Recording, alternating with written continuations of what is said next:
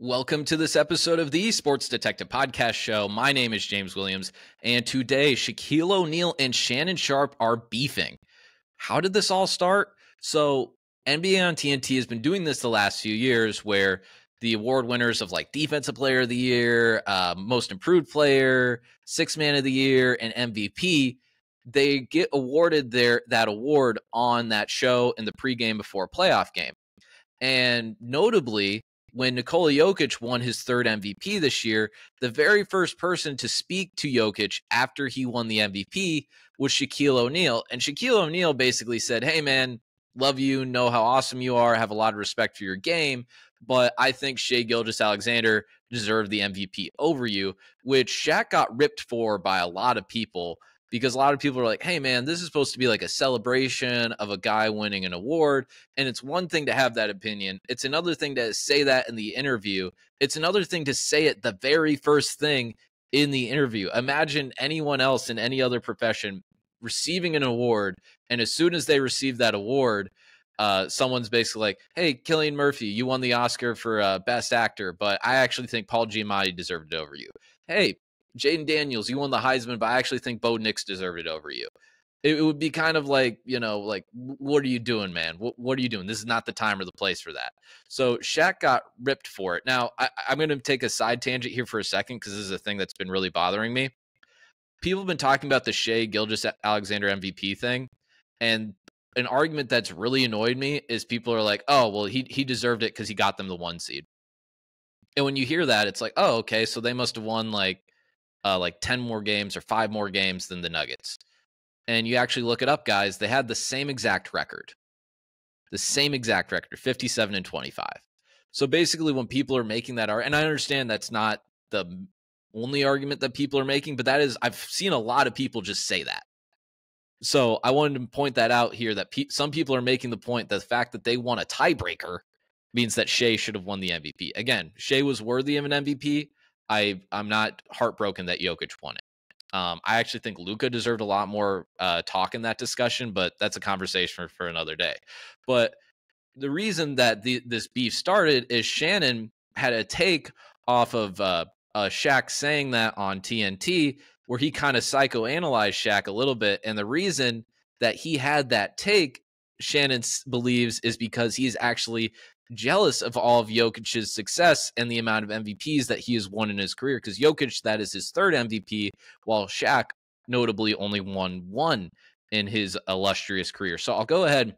I will play this 50-second clip from Shannon Sharpe's show Nightcap, and then I will show you how Shaq responded to this on Instagram.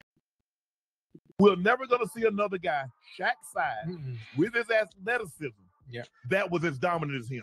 Shaq should have 5 MVPs. He sees a guy like Nikola Jokic that's not as dominant as him and gets 3 and 4 years. But see, when you historically great, they talk about you as great basketball player, the GOAT, and Shaq is never brought up. And I think a part of him is envious of that. When we talk about the greatest basketball players of all time as far as the GOAT conversation, Shaq's name is never brought up in that? Yeah. It's hard for me to put somebody in the GOAT conversation with 1 MVP. Regular season. It's hard, Gil. So we're going to take somebody with 1 regular season MVP and put him in front of people that got 4, that got 5. If Shaq would have had, if he'd had my work ethic, he'd have had 40,000 points. Okay, so before I get into Shaq's response, I think the part that really triggered this response from Shaq is that last part where when Shannon says, if you had my work ethic, you would have scored 40,000 points, which is a thing that, in fairness to Shannon here, that's a thing that Kobe Bryant said about himself, where he was before he passed away in 2019, he was asked in an interview, like, hey, if Shaq had your work ethic, where would he be all time? And Kobe Bryant said the GOAT, and he said that he would have 12 rings. Shaq responded on Instagram to that, because I had to look this stuff up before I started recording today. Shaq responded to that, and he was like, hey, man, you would have had 12 rings if you passed the ball more, especially in the 2004 finals against the Pistons. So with that context, here is Shaq's response on Instagram. So I'll show you the Instagram post here. This is the caption for the Instagram post. And then Shaq also posted the picture to this caption is basically he Googled where does Shannon Sharpe rank all time in the NFL, and it's basically a thing where, like, if you Google something like that, the answer to the question is like he ranks number 51 on the NFL's top 100 list. So this is the caption of that picture. You took me sticking up for Shea as jealousy of Joker. Shows how smart you are and how you say anything to get clicks. So here's some clickbait for you. If you ain't ranked in the top 10 in your profession, then you can't speak on me. Don't forget, I know what you did to get where you at. Me, jealous, sounds like you jealous. I know you're trying to stay relevant by gossiping on your podcast. We don't believe you. You need more people, and in case you forgot, 4 rings, 3 finals MVPs, MVP, top 50, top 75. Google me. And to be quite frank, all this new success you got, you still under me. You don't know my work ethic. But according to you, Shaq has a few grammar issues in this post, by the way. I'm trying to skip over some of them. But according to you, I work less than you, but I'm worth more than you. Make it make sense. Love you too. If you need help making money, it's better ways than gossiping. I'm too old for this shit. Love always the most dominant big man ever who never took it serious. Remember, I don't know you. And in the words of Skip Bayless, I'm better than you. G14 classification, I have it. You don't. Not in my profession. And your GOAT debate. Never wanted to be the GOAT. I wanted to be who you should greet me as. The most dominant ever. Hashtag the apex predator. So Shannon did talk about this on his show Nightcap. The day after Shaq posted that. And I won't play that clip for you because it's like 3 minutes long, and this video is going to be long enough as it is anyway. So this is what Shannon, this is a little bit of a quote for it. And if you watch the video, this is kind of like the main point of it. He can take all the shots. You got more money. You're more famous than me.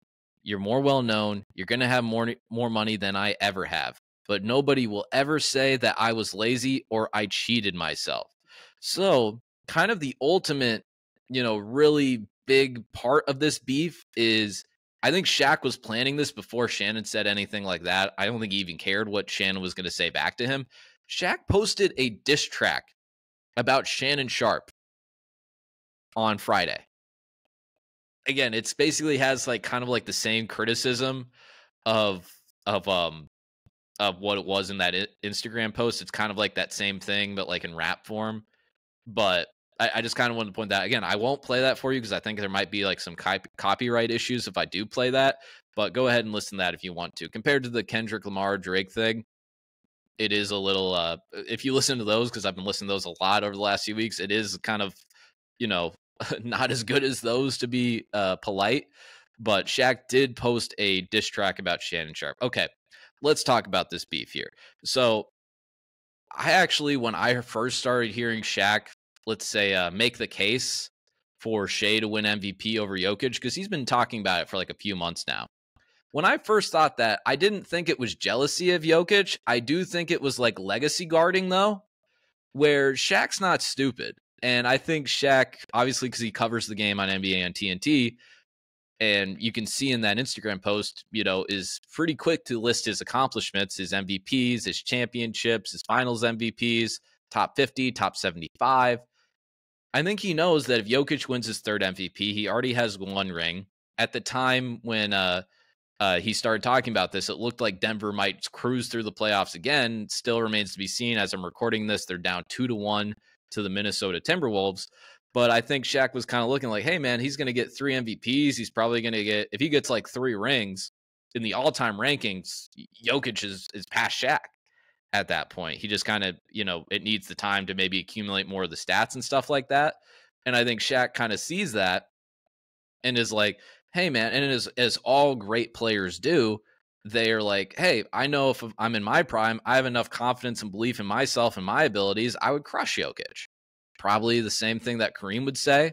Probably the same thing if Wilt Chamberlain or Bill Russell would say if they were still alive. Probably the same thing that Akeem Olajuwon would say if he sees Jokic play. He's like, oh, I'd probably school that guy.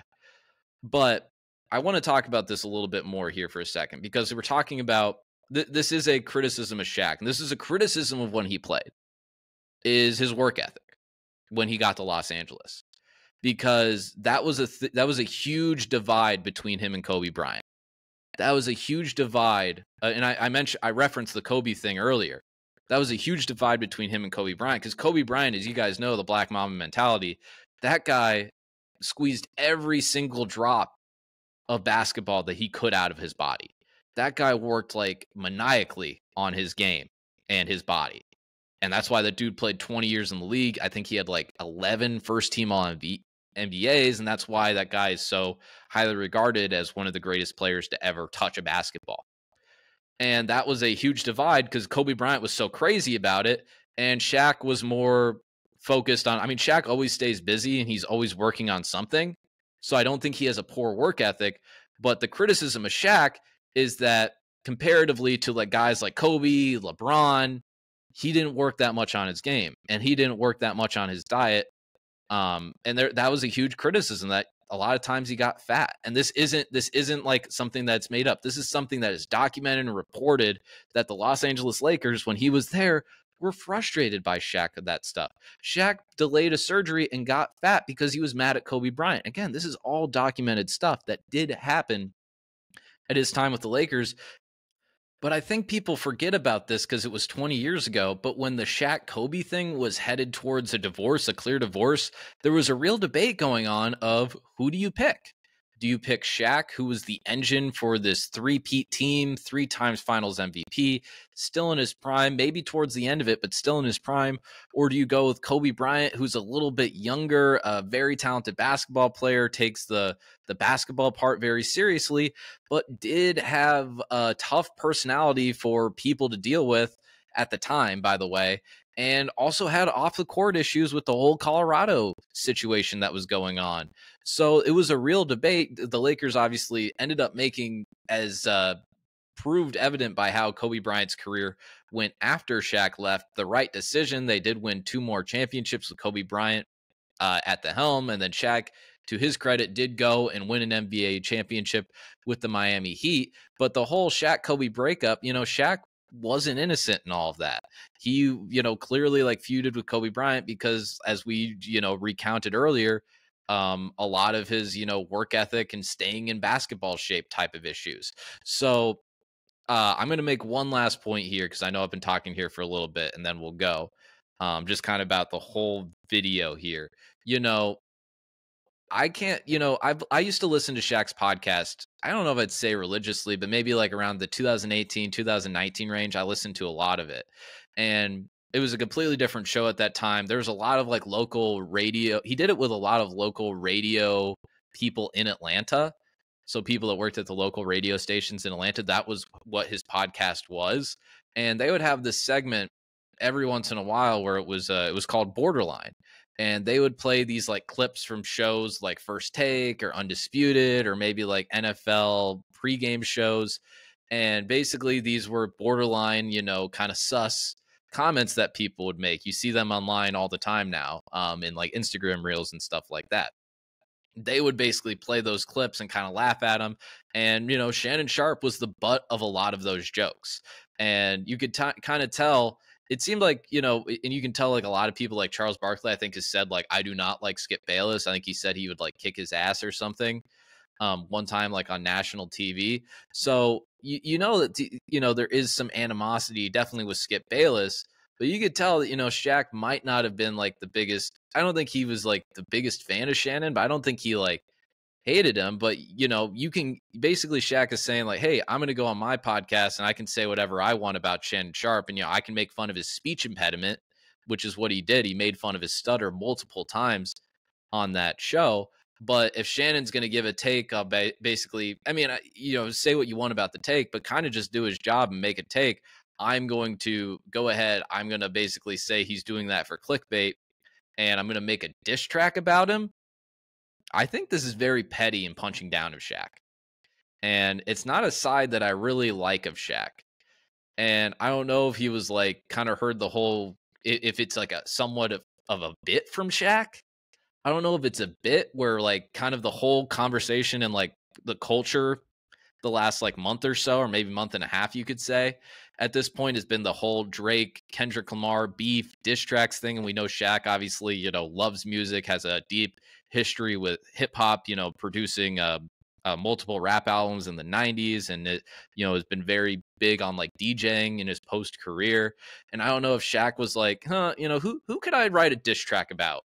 and then he wrote one about Shannon Sharpe, and then just kind of like something like this, kind of just, really put some jet fuel to the fire of Shaq's diss track. So I can't tell if it's a bit, but this isn't. If this is like, after reading the Instagram post, it did seem like he was mad because it's like, like we said, there was a lot of like grammar issues, and that's typically if you're typing out something on your phone and you're passionate, emotional about what you're saying. Sometimes you might forget a word or something in there.